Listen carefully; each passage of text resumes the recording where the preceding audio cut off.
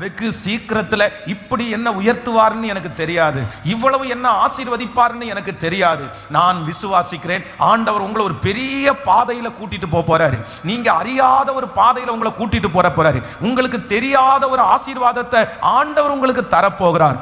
அன்றைக்கு நீங்கள் திரும்பி பார்க்கும்போது நம்ப முடியாத அளவிற்கு நான் விசுவாசிக்கிறேன், நீங்கள் ஒரே ஒரு வார்த்தையை தான் திரும்ப திரும்ப கேட்பீங்க. அது என்ன வார்த்தை அப்படின்னா, நானா நானா, என்னுடைய பிள்ளையா, என்னுடைய குடும்பமா, என்னுடைய எதிர்காலமா, என்னால நம்பவே முடியலையே. இன்றைக்கு ஒருவேளை இருக்கிற சூழ்நிலை வித்தியாசமானதா இருக்கலாம், இன்னைக்கு அதெல்லாம் பெற்றுக்கொள்வதற்கு சாத்தியமே இல்லாம இருக்கலாம். ஆனா கர்த்தர் இன்றைக்கு 75வது நாள் கிருபையா வாக்கு கொடுக்கிறார். மகனே, நான் உனக்கு ஒன்று வைத்திருக்கிறேன், மகளே, நான் உனக்கு ஒன்று வைத்திருக்கிறேன்.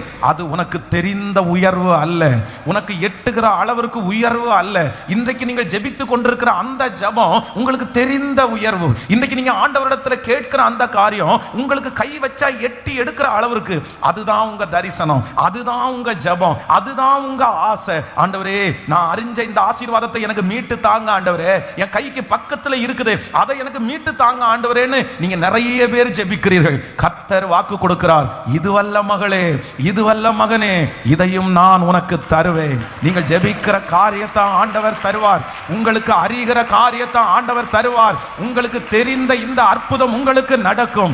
ஆனால் இதோடு ஆண்டவர் நிறுத்த போவது இல்லை. கர்த்தர் இன்றைக்கு கிருபையாய் தீர்க்க தரிசனமாய் வாக்கு கொடுக்கிறார். இல்ல, நீ அறியாத ஒரு உயர்வு, உங்க மகனுக்கு நீங்க அறியாத ஒரு உயர்வு, மகனே, உனக்கு தேவன் அறியாத ஒரு உயர்வு. உங்களுக்கு அது தெரியாது, உங்க கண்ணுக்கு முன்னாடி அது வரல, உங்க அப்பாவுக்கு அது தெரியாது. ஆனால் கர்த்தர் இன்றைக்கு தீர்க்க தரிசனமாய் திருவிழம் பற்றுகிறார். நீ அறியாததும் உனக்கு எட்டாததுமான பெரிய காரியத்தை உனக்கு நான் செய்வேன். நம்புறவங்க கரங்களை தட்டி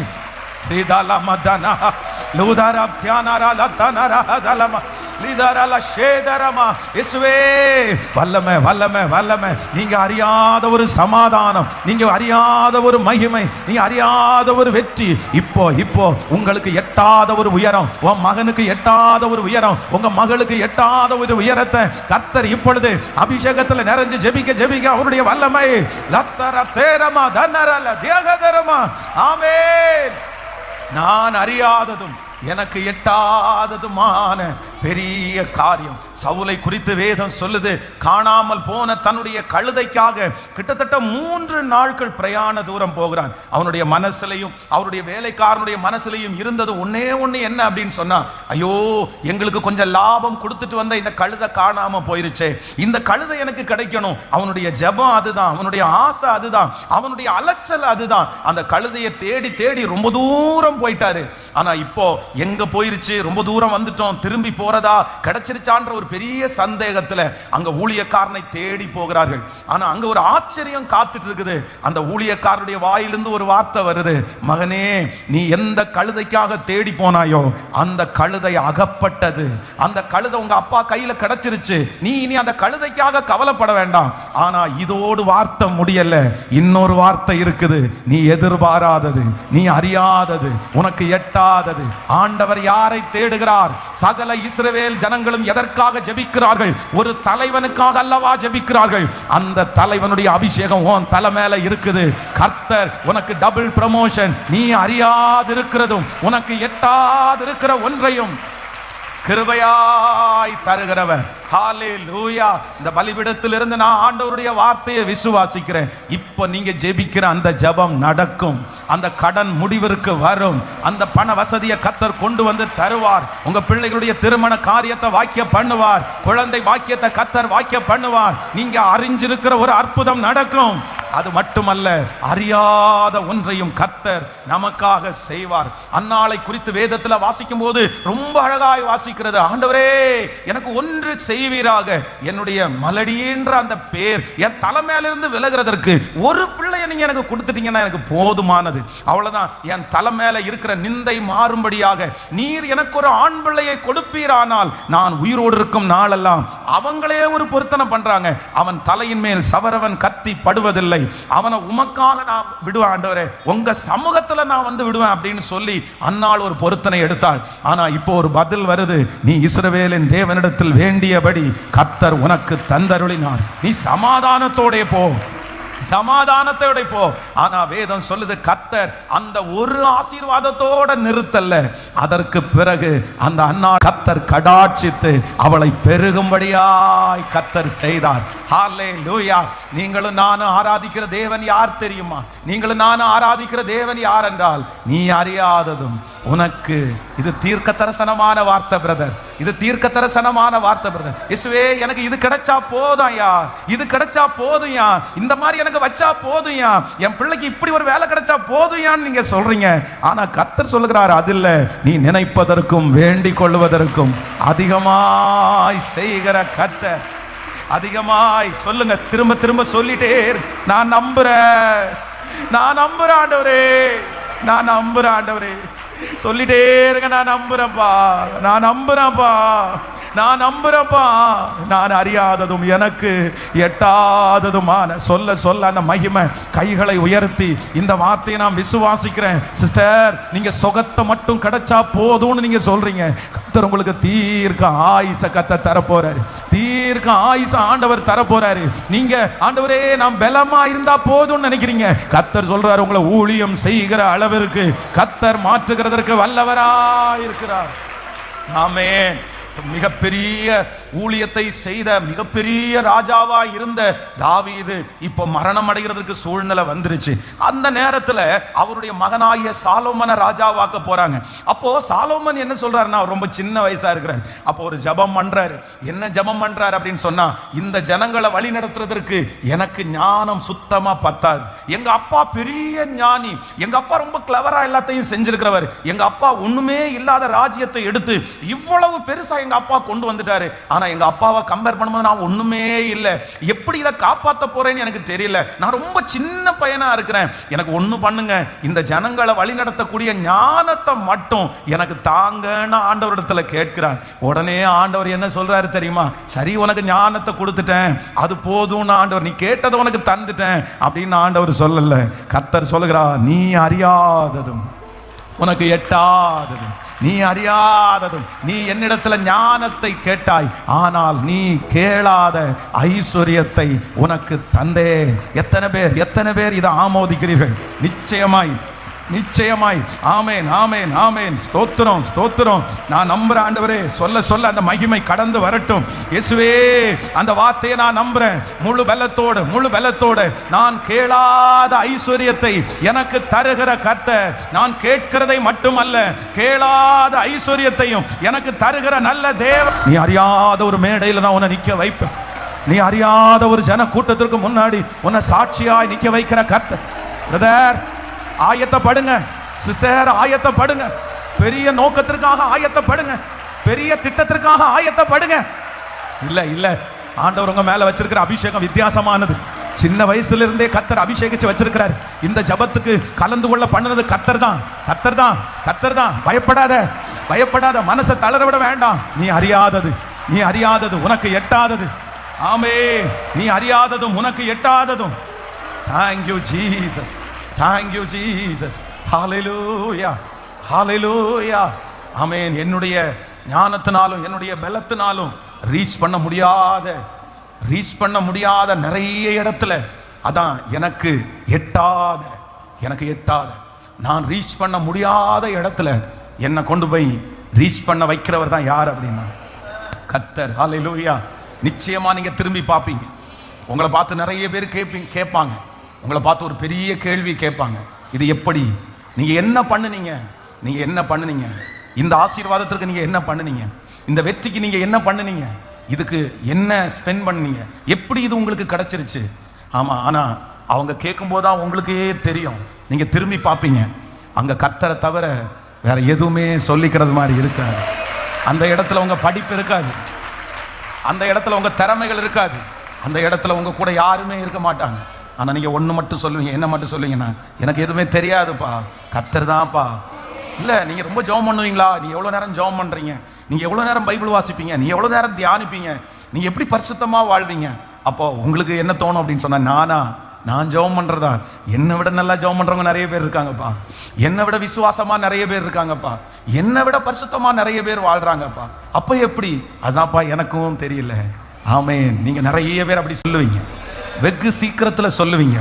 உங்களை பார்த்து நிறைய பேர் கேட்பாங்க, இந்த ரீச் யாருமே அடைய முடியாத இந்த ரீச்சை எப்படி நீங்க அடைஞ்சீங்க?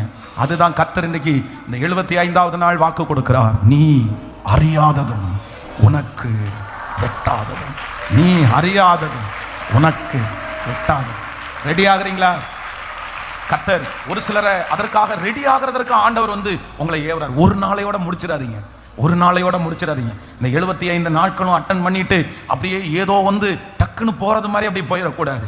அப்படியே அவ்வளோதான் 100 டேஸ் முடிஞ்ச உடனே உடனே வேற வேலையை பார்க்க ஆரம்பிச்சிடக்கூடாது. அது முடிஞ்ச உடனே எல்லாத்தையும் மறந்து அடுத்த உடனே அழுதுட்டு இருக்கக்கூடாது. மாற்றம் வேணும், மாற்றம் வேணும். இந்த அக்கினியை கர்த்தர் எரிய வைக்க ஆரம்பிச்சிட்டாரு.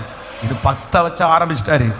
இனி 1000ங்களுக்கு வெளிச்சம் கொடுக்காம இது அணையக்கூடாது. இது லட்சங்களுக்கு ஆசீர்வாதமா மாறாம இந்த அக்கினி அணையக்கூடாது. ஹல்லேலூயா. கர்த்தர் எரிய வச்சிட்டாரு. நிறைய பேருடைய விளக்கு அணைஞ்சு போய் இருக்கிற சூழ்நிலையில இருந்துச்சு. ஆண்டவர் இந்த 100 நாள் ஜபத்துல எண்ணெயை ஊத்தி எரிய வைக்க ஆரம்பிச்சிட்டாரு. விசுவாசத்தை கர்த்தர் ஸ்டார்ட் பண்ண ஆரம்பிச்சிட்டாரு. அந்த உயர்வை கர்த்தர் இல்ல உன் கூட நான் இருக்கிறேன், உன்னை பிளஸ் பண்ணுவேன்னு சொல்ல ஆரம்பிச்சிட்டாரு. ஆனா இனி அதை பெருக பண்றது உங்க கையில தான் இருக்குது. அதை அணையாம பார்த்துக்கிறது உங்க கையில தான் இருக்குது. அதனால இதை தேவனுடைய பிள்ளையை தயவு செய்து மறந்துடாதீங்க. அப்படி ஏதோ ஒரு ப்ரேயருக்கு அட்டன் பண்ணணும் அப்படின்றது மாதிரி இருக்காதீங்க. சடங்காச்சாரமா இதை நினைச்சிடாதீங்க.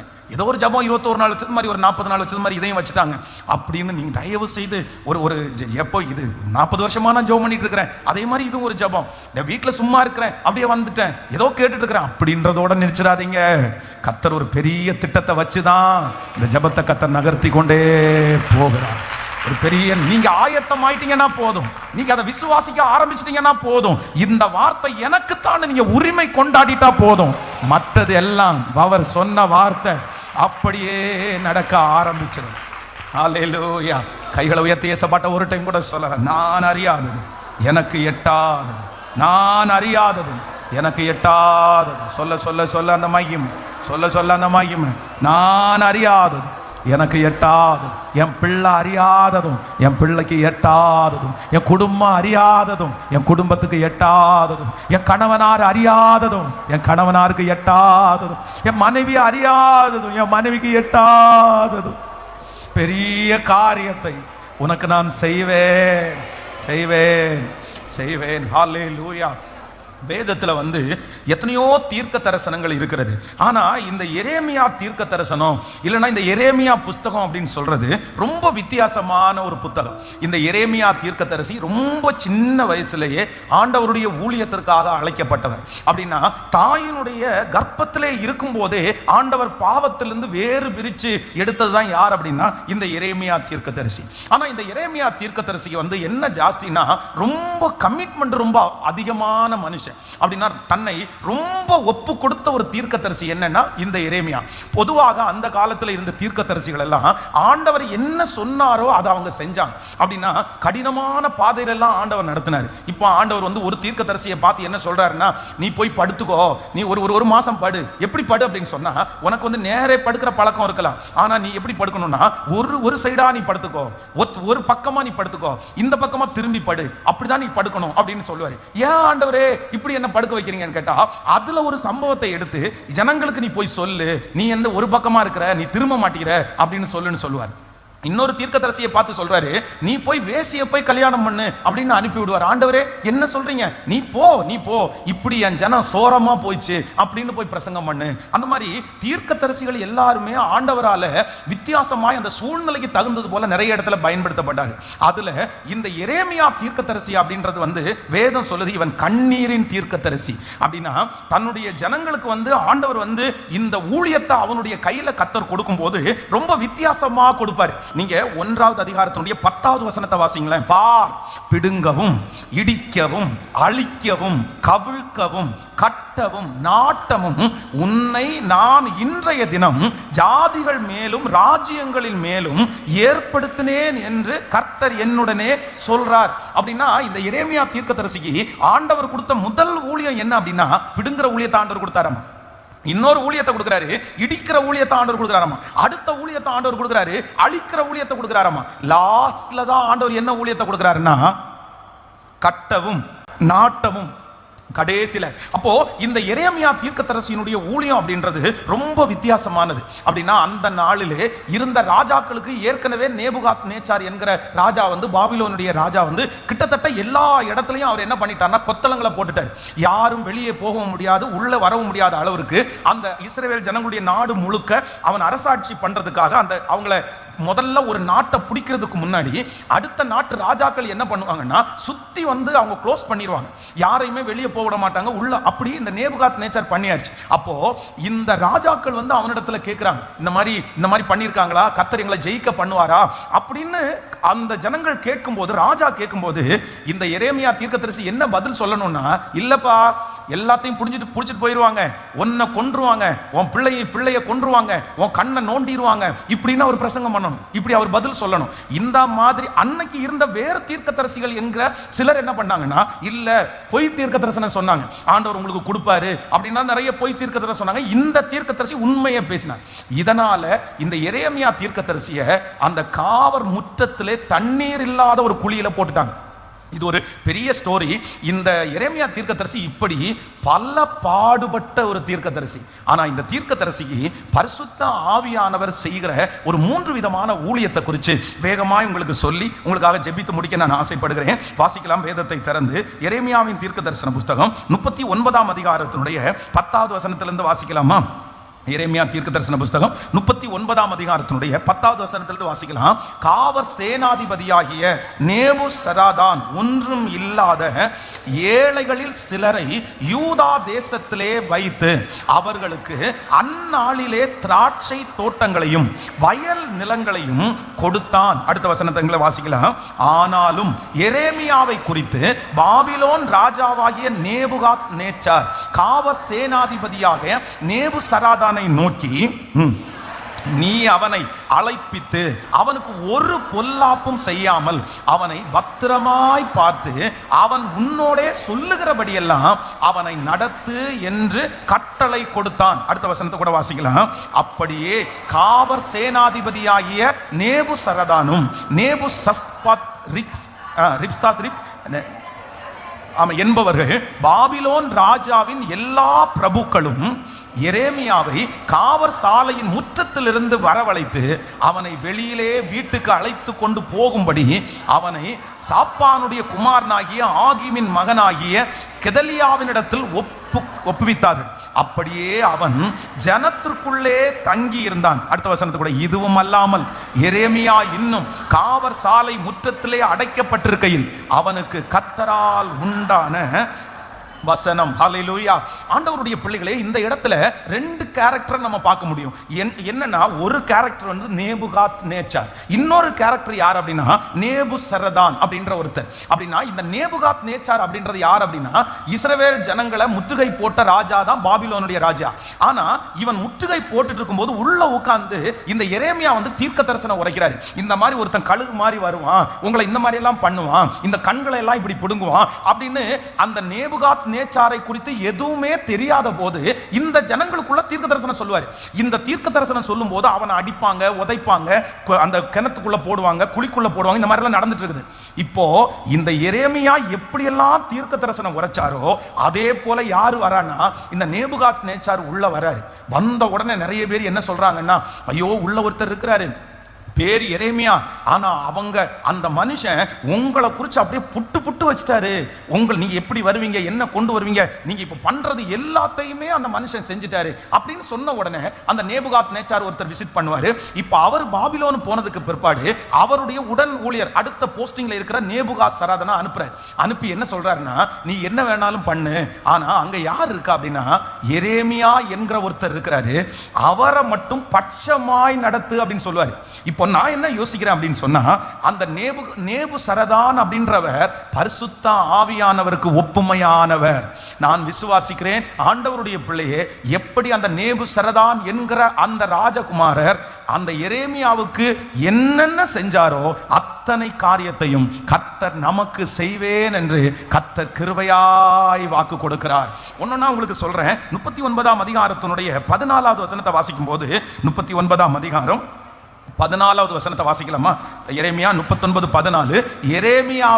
எரேமியாவை காவற் சாலையின் முற்றத்தில் இருந்து வரவழைத்து அவனை வெளியே வீட்டிற்கு அழைத்து கொண்டு போகும்படி. நம்பர் 1, முதலாவதாக இந்த மனுஷனுக்கு செய்கிற ஃபர்ஸ்ட் ஊழியம் என்ன அப்படின்னா, சிறையிருப்பை மாற்றின நேபுசரதான். ஆமென். நான் வாசிக்கிறேன் ஆண்டவருடைய பிள்ளைகளே, நான் நம்புகிறேன் கர்த்தர் இன்றைக்கு இந்த 75வது நாளில் பரிசுத்த ஆவியானவர் நமக்கு கொடுக்கிற மிகப்பெரிய ஊழியம் என்னன்னா, நம்முடைய சிறையிருப்பை ஆண்டவர் மாற்ற போகிறார். யாரால் சிறைபிடிக்கப்பட்டிருந்தாலும், காரணமே இல்லாமல் சிறைபிடிக்கப்பட்டிருந்தாலும், கர்த்தர் எரேமியாவை எப்படி இந்த சிறையிலிருந்து வெளியே கொண்டு வருவதற்கு ஒருத்தரை எழுப்பினாரோ, கர்த்தர் வாக்கு கொடுக்கிறார். நீங்கள் தெரியாமல் அந்த சிறையிருப்பிலே சிக்கி இருக்கலாம். நீங்க யாரோ ஒருத்தர் மூலமாக அந்த சிறையிருப்புக்குள்ளே சிக்கி இருக்கலாம். அது கடன் என்கிற சிறையிருப்பா இருக்கலாம், இல்லைன்னா ஒரு பெரிய பிரச்சனை என்கிற சிறையிருப்பா இருக்கலாம். ஆனா கர்த்தர் இன்றைக்கு வாக்கு கொடுக்கிறார், நீ அறியாததும் உனக்கு எட்டாததுமான பெரிய காரியத்தை உங்களுக்கு செய்வேன் என்று வாக்கு கொடுத்த அந்த தேவன் பரிசுத்த ஆவியானவரை நமக்கு அனுப்பி அந்த சிறை இருப்பில் இருந்து நம்மை வெளியே கொண்டு வர போகிறார். இது கர்த்தருடைய வார்த்தை. நீங்கள் தெரியாம மாட்டி இருக்கிற அந்த சிறையிருப்பில் இருந்து அப்பா உங்களை சீக்கிரமா வெளியே கொண்டு வருவார். இது பரிசுத்த ஆவியானவர் இந்த ஊழியத்தை கர்த்தர் செய்ய வல்லவராயிருக்கிறார். ஆமென். இந்த சிறையிருப்பில் இருந்து எரேமியாவை வெளியே கொண்டு வர முடியாது. ஏற்கனவே உங்களுக்கு நான் சொல்லி இருக்கிறேன். ஏன் அப்படின்னா, இவனை சிறையிருப்புக்குள்ளே போட்டவங்க இப்ப அந்த இடத்துல இல்ல. அவங்களுக்கு ஒரு பெரிய பிரச்சனை வந்துச்சு. இவனை ராஜாக்கள் தான் சிறையிருப்புக்குள்ள போடுறாங்க. இவன் அந்த காவற் கிடங்குக்குள்ள போட்டது யாருன்னா ராஜாக்கள். அவனை போட்டுட்டு இவங்க மறந்துட்டாங்கன்னு சொல்ல முடியாது. அதுக்குள்ள பெரிய பிரச்சனை ஆயிருச்சு. அதுக்குள்ள சுத்தி இவங்களை அரெஸ்ட் பண்ண ஆரம்பிச்சாங்க. அப்போ எல்லாரும் யாரை மறந்துட்டாங்கன்னா, எரேமியாவை எல்லாரும் மறந்துட்டாங்க.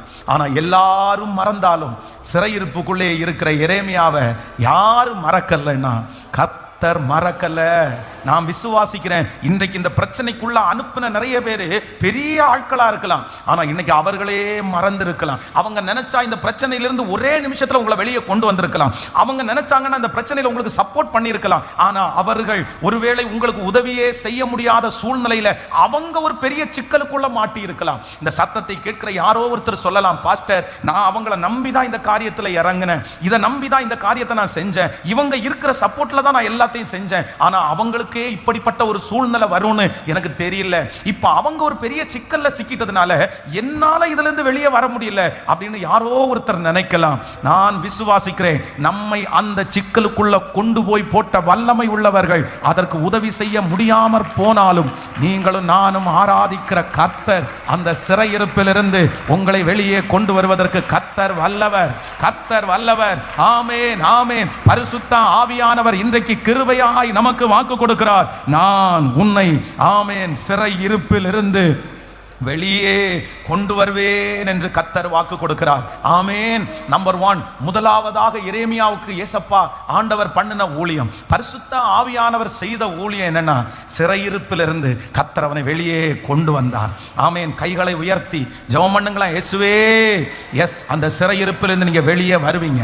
அந்த வியாதி என்கிற சிறையிருப்பிலிருந்து ஆண்டவர் உங்களை வெளியே கொண்டு வருவார். எல்லாரும் மறந்த அந்த இடத்திலிருந்து கர்த்தர் உங்களை ஞாபகம் வச்சு கர்த்தர் வெளியே கொண்டு வருவார். அந்த குழியிலிருந்து தூக்கி விடுவதற்கு கர்த்தர் ஒருத்தரை அனுப்புவார். நல்ல நம்பிக்கையோட விசுவாசத்தோட எஸ் நல்ல சத்தமா நீங்க ஜெபம் பண்ணுங்க.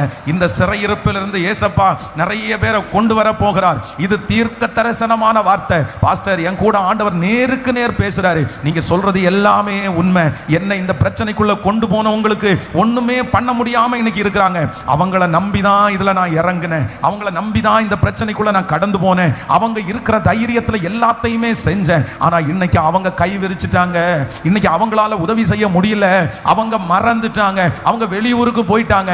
ஆனா கர்த்தர் யார் மறந்தாலும் யார் போனாலும் நான் உன்னை விட்டு விலகுவதும் இல்லை, உன்னை கை விடுவதும் இல்லை என்று சொன்ன கர்த்தர் இருக்கிறதுனால அந்த சிறையிருப்பிலிருந்து பிள்ளைய வெளியே கொண்டு வர்றாரு. அந்த வாலிப தம்பியை ஆண்டவர் வெளியே கொண்டு வருவாரு.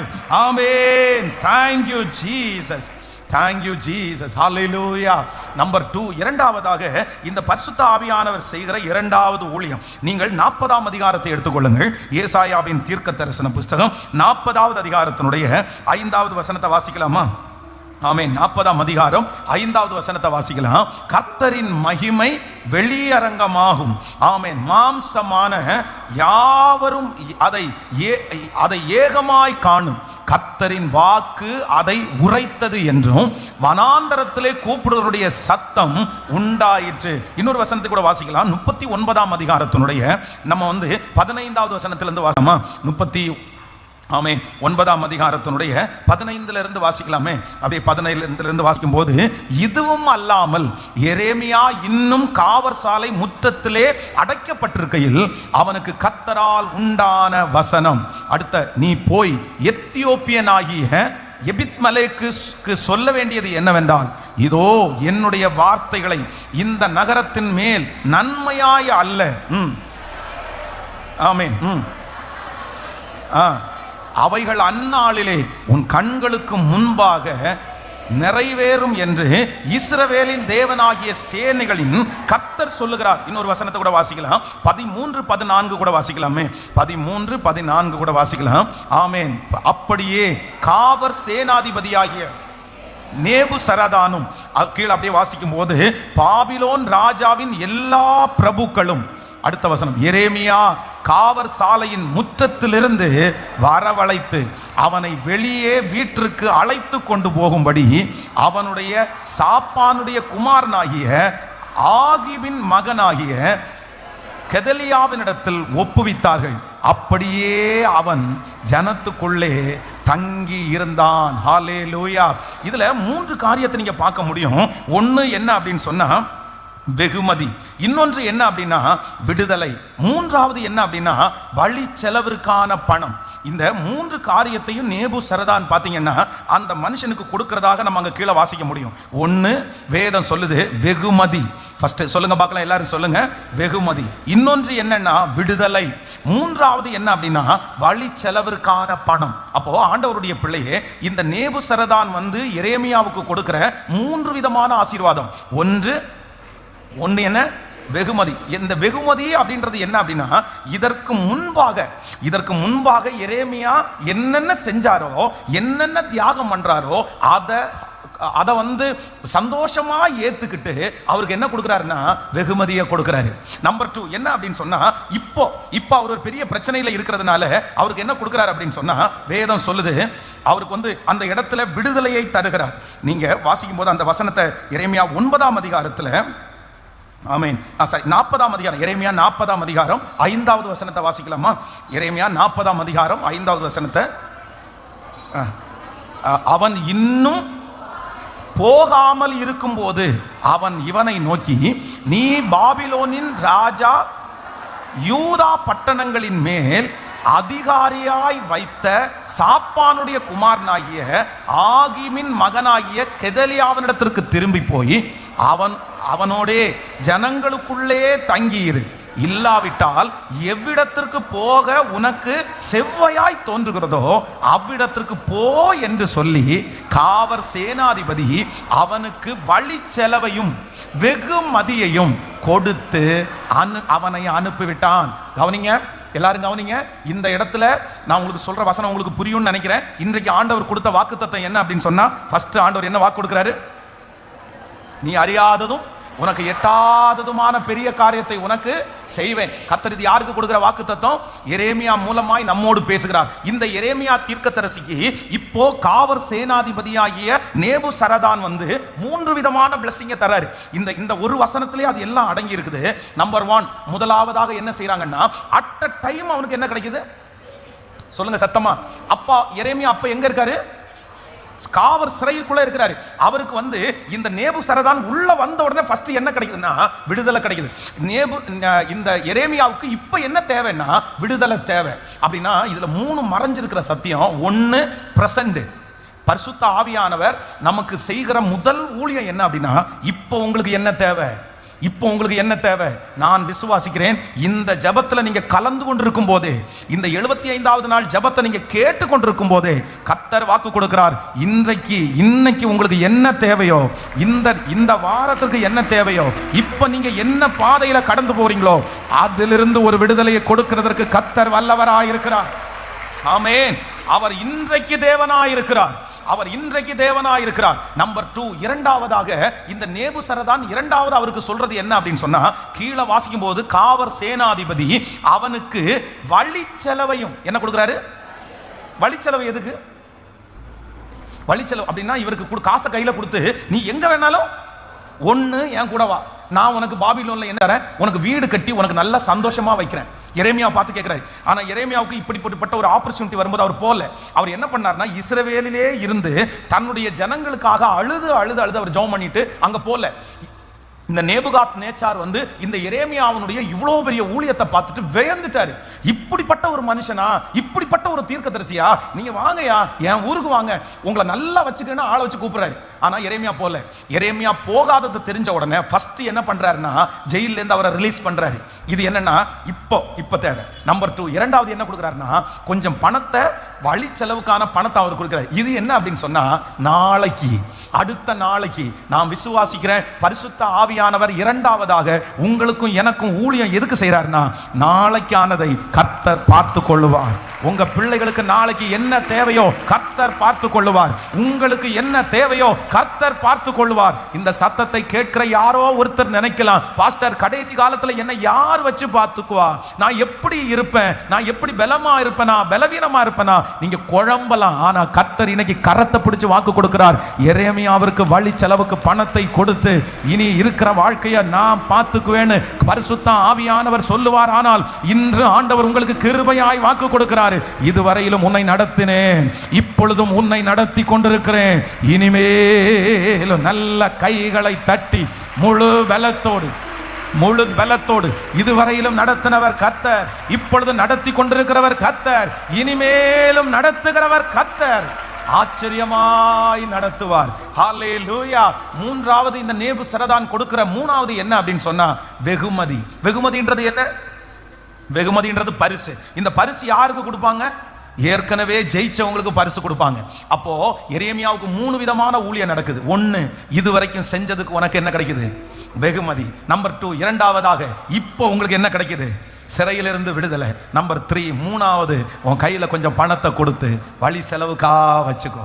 இப்ப எரேமியாவுடைய முழு வாழ்க்கையும் யார் கையில எடுத்தன்னா, ஹோலி ஸ்பிரிட், பரிசுத்த ஆவியானவர். இந்த 75வது நாள் நம்மத்திலே உலாவி கொண்டிருக்கிற பரிசுத்த ஆவியானவர் என் வாழ்க்கை முழுக்க அவர் அப்படியே கையில எடுக்கிறாரு. உங்க வாழ்க்கையை கையில எடுக்கிறாரு, உங்க எதிர்காலத்தை கையில எடுக்கிறாரு. கர்த்தர் வாக்கு கொடுக்கிறார், இதுவரையிலும் நீங்க வடிச்ச கண்ணீருக்கு ஒரு வெகுமதியை கர்த்தர் தருவார். இதுவரைக்கும் பட்ட பாடுகளுக்கு ஒரு வெகுமதியை ஆண்டவர் தருவார். ஆமேன், ஆமேன். கர்த்தருக்கு சித்தமானால் வருகிற ஆண்டு நீங்கள் துன்பத்தை கண்ட நாட்களுக்கு சரியா ஆண்டவர் மகிழ்ச்சியாக்குவார். இதுவரைக்கும் பட்ட பிரயாசத்தை கர்த்தர் திரும்ப தருவார். ஹல்லேலூயா. இவ்வளவு பிரயாசப்பட்டு, இவ்வளவு முயற்சி எடுத்து, இவ்வளவு உழைச்சு எனக்கு ஒரு ஆசீர்வாதத்தை பார்க்க முடியலையே, ஒரு வளர்ச்சியை பார்க்க முடியலையே, ஒரு உயர்வை பார்க்க முடியலையே, நான் செஞ்சதுக்கெல்லாம் ஒரு ரிவார்டு கூட எனக்கு கிடைக்கலையே. ஆனா ஆண்டவர் இன்றைக்கு கிருபையாய் வாக்கு கொடுக்கிறாரு. இல்ல, இந்த 3 ஊழியத்தையும் கர்த்தர் கிருபையாய் செய்ய போறாரு. சொல்லுங்க பார்க்கலாம். இதுவரை இருந்தவரும் இருக்கிறவரும் வருகிறவருமாகிய கர்த்தர் உங்களுக்கு ஒரு வெகுமதி கொடுக்கப்பட போகுது. பிரதர், ஒரு வெகுமதியை கர்த்தர் தரப்போறாரு. நீங்க வடிச்ச கண்ணீருக்கு ஒரு வெகுமதியை தரப்போறாரு. நீங்க போட்ட முழங்காலுக்கு ஒரு வெகுமதியை கர்த்தர் தரப்போறாரு. நீங்க பட்ட பிரயாசத்திற்கு வெகுமதியை தரப்போறாரு. கர்த்தர் வாக்கு கொடுக்கிறார், நீ என்னுடைய நாமத்திற்காய் காண்பித்த அன்புள்ள பிரயாசத்தை மறந்து விடுவதற்கு அவர் அநீதி உள்ள தேவன் அல்ல. கர்த்தர் பரிசு கொடுக்கிற காலம் வந்துருச்சு. கர்த்தர் பரிசு கொடுக்கிற காலம் வந்துருச்சு. இந்த 100 days முடிச்சதற்கு பிறகு உங்களுக்கு ஒரு பரிசளிப்பு விழா நடக்கும். உங்களுக்கு ஒரு பரிசளிப்பு விழா நடக்கும். அதுல இதுவரைக்கும் நீங்க செஞ்ச எல்லாவற்றையும் கர்த்தர் கணக்கு பார்த்து கிருபையாய் கர்த்தர் நடத்துவார். நம்பர் 2, ஆண்டவர் வாக்கு கொடுக்கிறார், உன்னுடைய சிறையிருப்பை நான் மாற்றுவேன். அட் பிரசன்ட் நீங்க கடந்து போகிற சூழ்நிலையை குறித்து எவ்வளவேனும் பயப்படாதீங்க. உங்களை வெளியே கொண்டு வருவதற்கு பரிசுத்த ஆவியானவர் ஒரு முயற்சியை எடுப்பார். இந்த பிரச்சனையிலிருந்து நீங்க வெளியே வந்துருவீங்க. இந்த சிறைச்சாலையிலிருந்து நீங்க வெளியே வந்துருவீங்க. இந்த காவல் கடங்கிலிருந்து கர்த்தர் உங்களை வெளியே கொண்டு வருவார். பிரதர், இது தீர்க்க தரிசனமான வார்த்தை. இந்த கடனிலிருந்து ஆண்டவர் வெளியே கொண்டு வந்துருவார். இந்த வியாதியிலிருந்து உங்களை வெளியே கொண்டு வந்திருக்காரு. இப்போ அட் பிரசன்ட் நீங்க சந்திக்கிற இந்த பிரச்சனையிலிருந்து பரிசுத்த ஆவியானவர் கர்த்தர் வாக்கு கொடுக்கிறார், உங்களை வெளியே கொண்டு வந்துருவார். ஆமென். நம்பர் 3, ஆண்டவர் கிருபையாய் வாக்கு கொடுக்கிறார், உனக்கு வழி செலவுக்கான பணம் இதுவரையிலும் நடத்தினேன், இனிமேல் உன்னை நடத்துவதற்கு வல்லவராய் இருக்கிறார். இத்தனை நாட்களும் நடத்தின தேவன், இத்தனை நாட்களும் சுமந்த தேவன் இனியும் நடத்துவார், இனியும் ஏந்துவார், இனியும் சுமப்பார். ஆமென். ஹalleluya. நம்பத்தக்கவர் நீர் ஒருவர் தானே, உண்மையுள்ளவர் நீர் ஒருவர் தானே. நம்பத்தக்கவர் நீர் ஒருவர் தானே, உண்மையுள்ளவர் நீர் ஒருவர் தானே. பொய் சொல்லிட மனிதனல்ல, மனம் மாறிட மனுபுத்திரனல்ல. பொய் சொல்லிட மனிதனல்ல, மனம் மாறிட மனுபுத்திரனல்ல. நீ செய்வதை தடுப்பவன் யாரும் இல்லை, நீ செய்வதை தடுப்பவன். கைகளை மேல தட்டியடா தெய்வமே, சர்வ வல்லமையுள்ளவரே யெகோவா தெய்வமே, என்னை பெறுக விசுவாசத்தோடு எல்ஷடா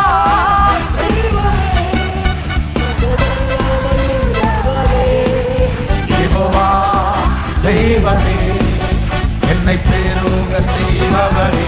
சொல்லு, என் வாழ்க்கை பயணமெல்லாம் உன் செல்லும் மகிமையின் மேகமே. தள்ளாடி நான் நடக்கும் போது என்னை தாங்கிடும் உன் கரம் நான் கண்டேனே. என் வாழ்க்கை உன் செல்லும் மகிமையின் மேகமே. தள்ளாடி நான் நடக்கும் போது என்னை தாங்கிடும் உன் கரம் நான் கண்டேன். எல்லா இயேசுவுக்கு சிந்தினா முடிந்ததே, ரகபோத் தொடங்கினதே. எல்லா இயேசுவுக்கு சிந்தினா முடிந்ததே, ரகபோத் தொடங்கினதே. இப்ப கையெழுத்து எல்ஷடா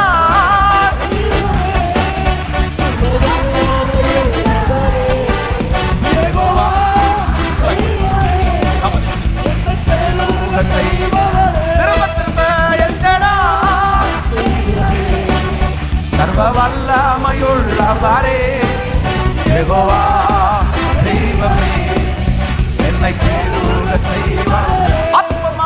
அற்பமான என் ஆரம்பத்தை சம்பூரணமாய் மாற்றி, நான் கண்ணீரோடு விதைத்ததெல்லாம் கம்பீரமாய் ஆழ்க்கை செய்தி. அற்பமான என் ஆரம்பத்தை சம்பூரணமாய் மாற்றினி, கண்ணீரோடு கம்பீரமாய் ஆழ்க்கை செய்தி. எந்த குறைவெல்லாம் நிறைவாக்கி வறட்சியை செழிப்பு வாழ்நாளெல்லாம் போஷிப்பி. எந்த குறைவெல்லாம் நிறைவாக்கி வறட்சியை செழிப்பு வாழ்நாளெல்லாம் போஷிப்பி. கைகளை மேல தட்டி எல்ஷடா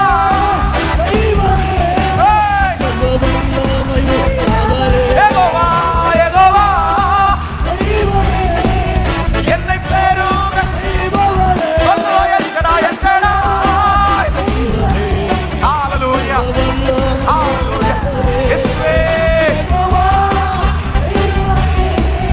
என்னை பெறுக செய்வார். அப்பா பார்த்து சொல்லுங்க, நம்பத்தக்கவர் நீர் ஒருவர் தானே, உண்மையுள்ளவர் நீர் ஒருவர் தானே.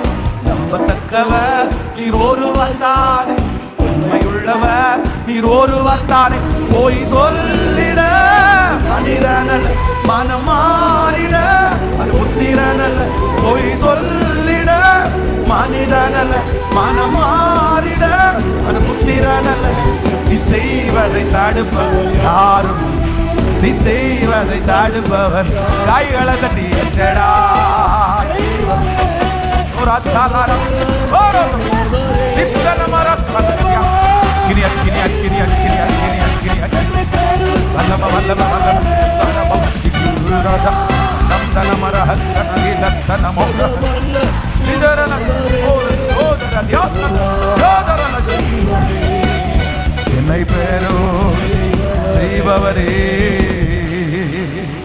ஹalleluya. நீ அறியாததும் உனக்கு எட்டாததும் என்னை நோக்கி கூப்பிடு, அப்பொழுது நான் உனக்கு மறு உத்தரவு கொடுத்து நீ அறியாததும் உனக்கு எட்டாததுமான பெரிய காரியத்தை செய்வேன். ஹalleluya. அப்படியே எழும்பி நிற்கலாமா? எல்லாரும் அப்படியே எழும்பி நிற்கலாம். Thank you Holy Spirit. Thank you Holy Spirit. பரிசுத்த ஆவியானவர் நமக்கு ஒரு ஊழியம் செய்ய போறாரு. அதை நம்ம எல்லாரும் நிறைய நேரத்தில் சொல்லுவோம், பாஸ்ட், பிரசன்ஸ், ஃபியூச்சர்ல. ஆமா, இந்த காலம், போன காலம், இன்னும் வருகாலம், நிழல்காலம். ஆமா, 3 காலத்தையும் கர்த்தர் என்ன பண்ணுகிறவர்? அவருடைய கரத்திலேயே வைத்திருக்கிறவர். ஹalleluya. இதுக்கு முன்னாடி எனக்கு போன காலத்தினுடைய பரிசை கர்த்தர் தருகிறவர். இப்போ என்னுடைய சூழ்நிலையிலிருந்து என்னை விடுதலை ஆக்கிறவர். என்னுடைய வருங்காலத்தில் என்னை நடத்துகிறதற்கு வல்லவர். ஆமென். இந்த 40வது வசனத்தை ஒரு விஷயம் கூட வாசிக்கலாமா? ரொம்ப அப்படியே நீங்கள் எடுக்க வேணாம், நான் சும்மா வாசிக்கிறேன். அப்படியே அதில் பார்க்கும்போது ரொம்ப நல்லா இருக்கு. 40ஆம் அதிகாரத்தினுடைய 5வது வசனம், ஏசாயா 40:5 வாசிக்கும்போது, இல்லை எரேமியா 40:5, அவன் இன்னும் போகாமல் இருக்கும்போது அவன் இவனை நோக்கி,